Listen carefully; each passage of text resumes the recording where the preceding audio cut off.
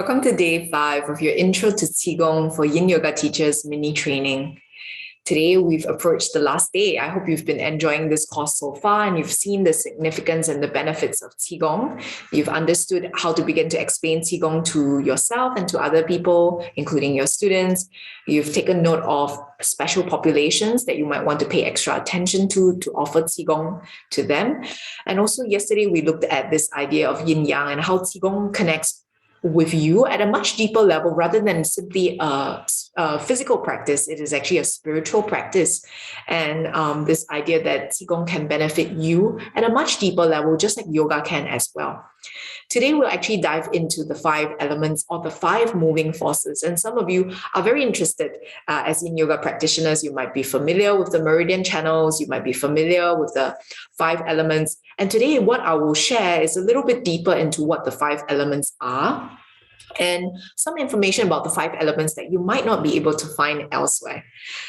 So before we begin this idea of today's lecture, I want to invite you to hold on to the concept of the idea that the 5 elements are not simply objects. So for example, this is an object that I can hold in my hand, and this is concrete and physical. Right? Very often, as taught in different trainings or lectures about the 5 elements, we are taught to believe that the 5 elements make up every single thing around us. And you might think, okay, then I am made up of 20% water, 60% metals, 25% metal, so on, water, so on and so forth. But in reality, the 5 moving forces are a result of the transition and the interaction between the energies of yin and yang. And they surface in the form of moving forces, meaning they are not latent. They could manifest in physical form, but essentially they are energies. And the best way of understanding this is through the seasons. So now I'll begin to share my slides and also talk a little bit more about how the 5 elements of the moving forces, or the Wu Xing. Wu means 5. Xing literally means path or to move or way. And I feel like this richness of the translation is very often not captured in many different trainings, and this is essential for you to know. So now from here, you'll be able to see my slides. I'll adjust the screen for a moment.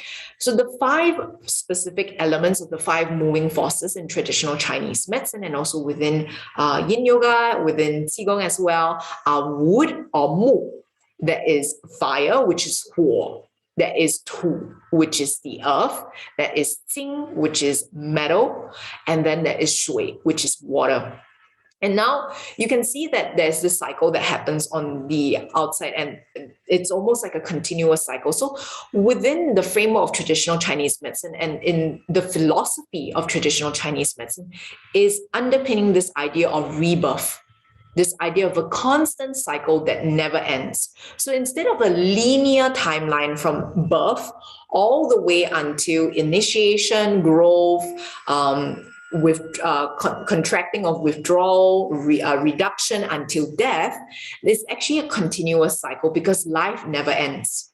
So within the framework of life itself, if we take a further step back, not just in our limited lives that have a clear beginning and a clear end, if we look at the existence of humans, or we look at the existence of mankind, perhaps, of course, there's a matter for debate. Some of us believe that, there was a big bang. Some of us believe that there was a God that created everything.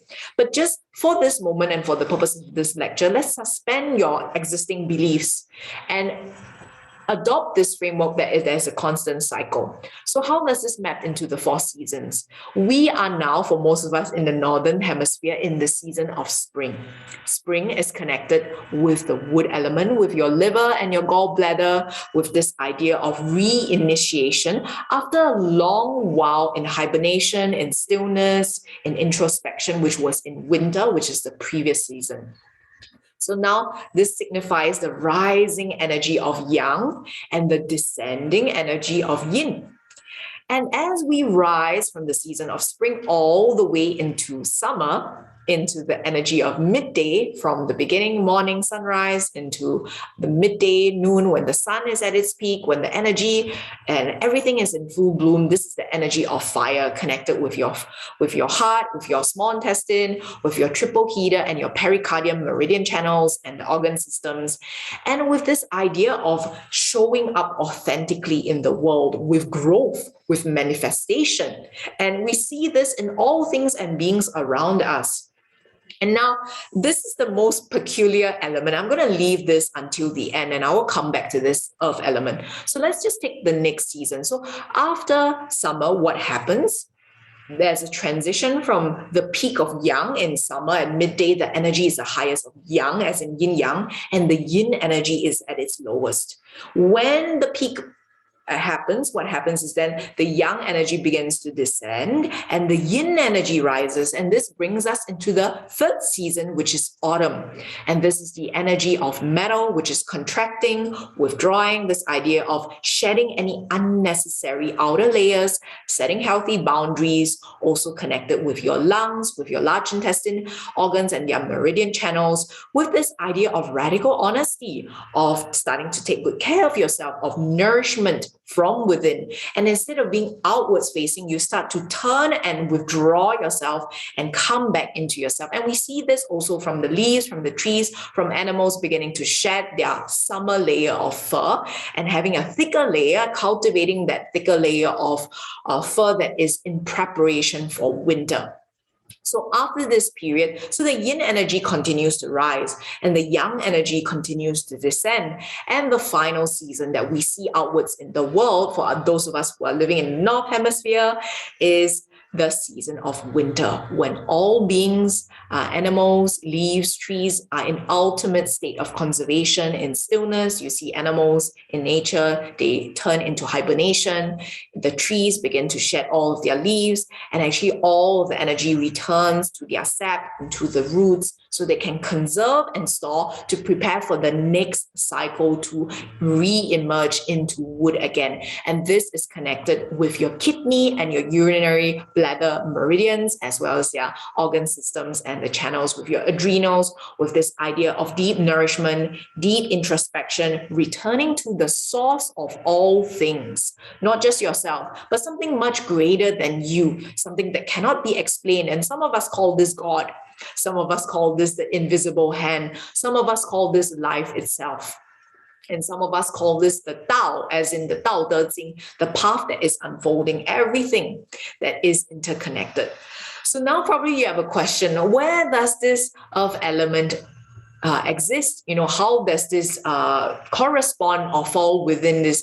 And very often within traditional Chinese medicine books as well as trainings, they will say that earth is the season that is late summer, when you begin to harvest, when you begin to see the transformation and you receive the fruits of your labor. And that is indeed one way of explaining or beginning to interpret these things. However, more accurate representation or explanation of the earth element is the earth can be found in all seasons and in the bridging of every single season, when spring transitions into summer, when summer transitions into autumn, when autumn transitions into winter, and winter transitions once again into spring. So yes, there is a window period which is considered to be late summer or 长夏, as in the Huangdi Neijing, which is the Yellow Emperor's Inner Canon, which is the most respected text for traditional Chinese medicine, that is acknowledges the earth elements as being very salient and very important to begin to nourish and honor the stomach and spleen, meridian, and their organ systems and their channels during this period. But the earth element holds a vital role to play in assimilation, in this idea of consolidation throughout the entire of all seasons. And I want to point out also this idea that the earth element is also represented by this idea of transformation. And we cannot seek transformation. We can only cultivate all the conditions that are necessary to support the uprising of transformation, so that we allow this to unfold. And this is actually the 5 elements and how they connect with yourself, with the seasons, with the day, and also as well as with the menstrual cycle. For those of you who are interested, you can always find out more by connecting with me on Instagram or Facebook. And I have a separate program that is specifically for women change makers and about the menstrual cycle and how that maps on to the 5 elements and how different qualities and energies that might be able to support you throughout the menstrual cycle, so that you can really stand in your inner strength as a woman. So I hope this lecture was interesting and also helpful for you. When I first discovered about the 5 elements and I realized they were not objects, but instead moving forces, I was very, very excited. And I could start to see and feel them throughout the day, throughout the year, and understand how they relate to in my relationships, in my emotions, in my behaviors, so on and so forth. So if this was interesting to you, you're very welcome to join me as we dive into a deeper 20-hour sequencing yoga with Qigong and traditional Chinese medicine training that will be available in this April from the 16th to the 30th of April. So I'll be sharing more details and you'll be able to find out more in this specific email that comes with this video, and you'll be able to click on the link and be able to register, and I hope you'll be able to join in. And for today's specific practice, it will be a 20-minute practice that will support you to connect with all of the elements. And we will recap all of the things we did in this specific training. We will do shaking, we will do grounding, we will explore the 2 different forms, Ma Bu as well as Wu Ji.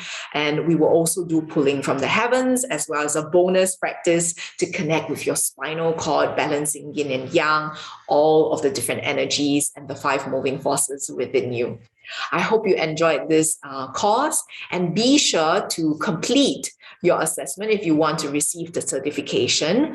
And tomorrow I will be in touch with the link for you to complete the certification, and also reminders by email on when to complete this, the assessment, so that you can receive the certificate for completing this mini training.